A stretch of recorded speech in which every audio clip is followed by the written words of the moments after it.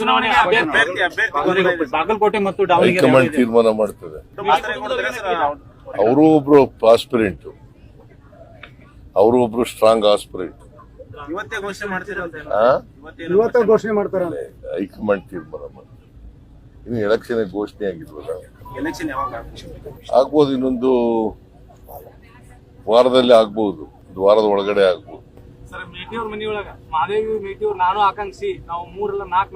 ಆಕಾಂಕ್ಷಿಗಳಾಗದ್ ತಪ್ಪಲ್ಲ, ಆದ್ರೆ ಹೈಕಮಾಂಡ್ನವರು ನಾವೆಲ್ಲಾನು ನೋಡಿ ಕ್ಯಾಂಡಿಡೇಟ್ ಅನ್ನ ಶಿಫಾರಸ್ ಮಾಡ್ತೀವಿ.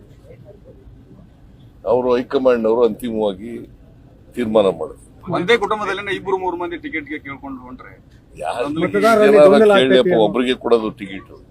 ಹೈಕಮಾಂಡ್ ಅವರು ಒಬ್ಬರಿಗೆ ತೀರ್ಮಾನ ಮಾಡೋದು. ಎಲ್ಲ ಪ್ರಿಪರೇಷನ್ ಎಲ್ಲ ಆಗಿದೆ. We are ready for the by election.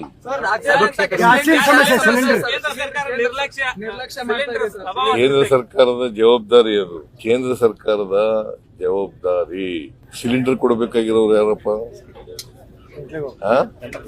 Central ಅಲ್ವಾ? ಸ್ಟೇಟ್ ಗವರ್ಮೆಂಟ್ ಅವ್ರು ಕೊಟ್ರೆ ನಾವು ವಿತರಣೆ ಮಾಡ್ತೀವಿ. ನಾವು ಮಾಡಿದೀವಿ ಮೀಟಿಂಗ್, 2 ಮೀಟಿಂಗ್ಗಳು ಮಾಡಿದೀವಿ.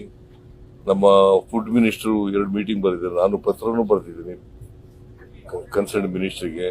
ಈ ಅಭಾವ ಆಗಬಾರ್ದಾಗ ನೋಡ್ಕೊಳ್ಳಿ ಅಂತ ಪತ್ರ ಬರೆದಿದ್ದೀನಿ. ಈ ಕಡೆ ಹೆಚ್ಚು ಗಮನ ಕೊಡಬೇಕು ಅಂತ ಬರೆದಿದ್ದೀನಿ. So it is the responsibility of the government of India.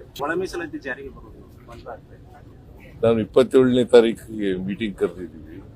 27ನೇ ತಾರೀಕು will take a final decision.